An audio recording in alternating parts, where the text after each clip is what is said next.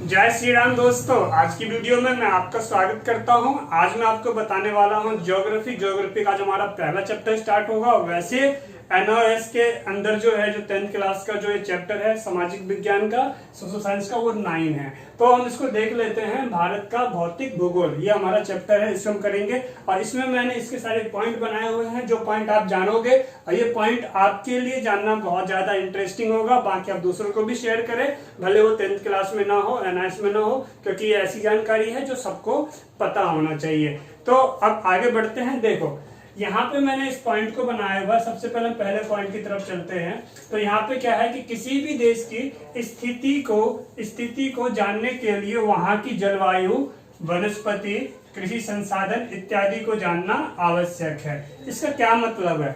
आप किसी देश की स्थिति को जानना चाहते हो तो स्थिति का मतलब होता है, अगर मान लो आप कहीं प्लान कर रहे हैं कि आपको कहीं घूमने जाना है, तो सबसे पहले आपके दिमाग में यही आएगा उस देश की स्थिति कैसी है।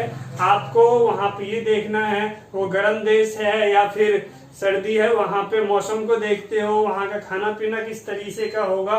तो इन सारी बातों को आप समझते हैं, तो इसी को कहते हैं हम स्थिति। तो हमारी बात चल रही है भारत की, तो भारत को हम देखेंगे। अभी भारत को समझना है हमें, क्योंकि हमारा चैप्टर क्या है, भारत का भौतिक भूगोल।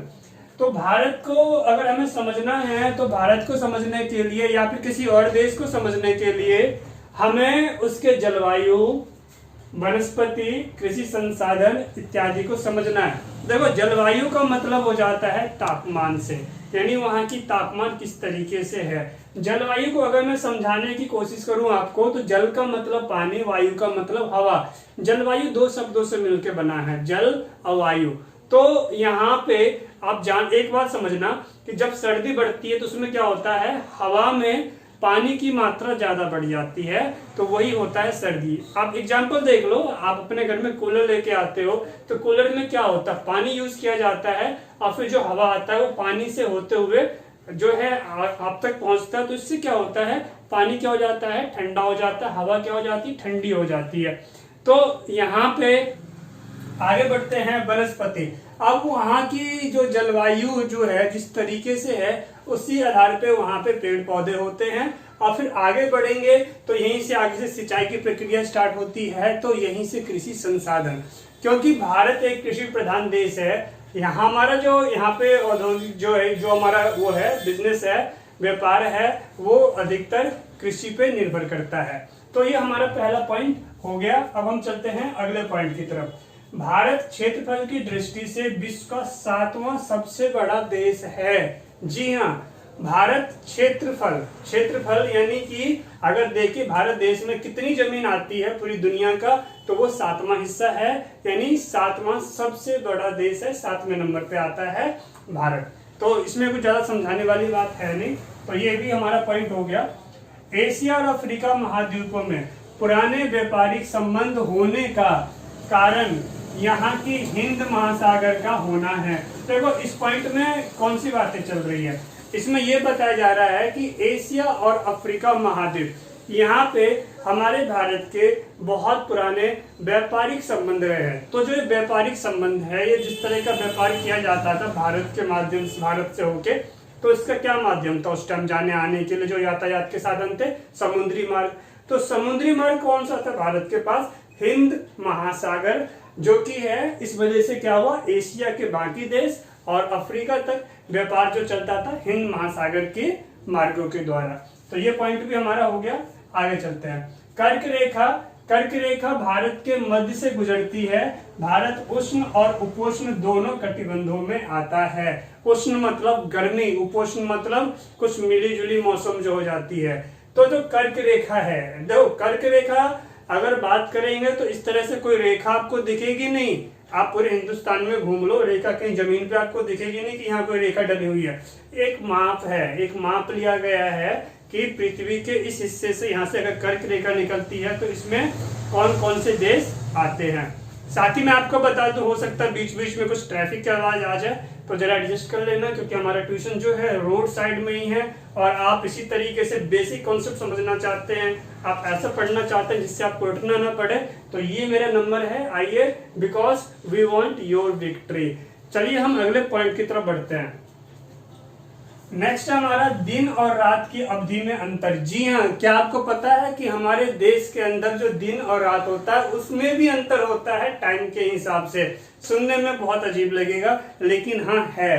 तो देखो, दिन और रात की अवधि में अंतर। देश के दक्षिणी और उत्तरी भागों में, देश के दक्षिणी और उत्तरी भागों में ऊपर होता है, सबसे ऊपर उत्तर होता है, नीचे होता है दक्षिण, नॉर्थ साउथ। समझो, देश के दक्षिणी और उत्तरी भागों में 45 मिनट से लेकर 5 घंटे, 45 मिनट से लेकर 5 घंटे तक दिन और रात की अवधि में अंतर आता है। बात समझ रहे हो?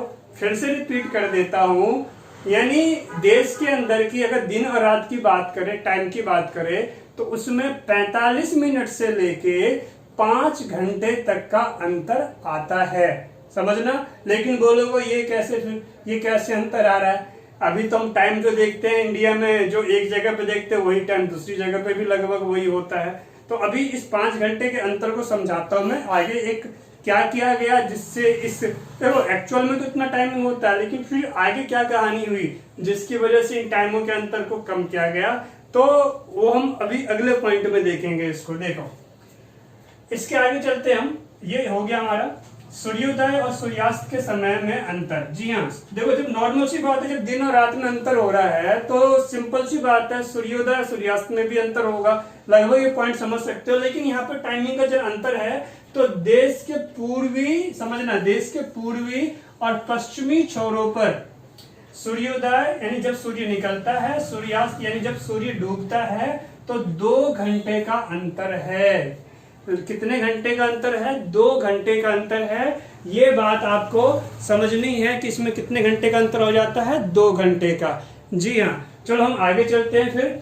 अब इसके आगे देखते हैं। तो ये भी पॉइंट हमारा हो गया।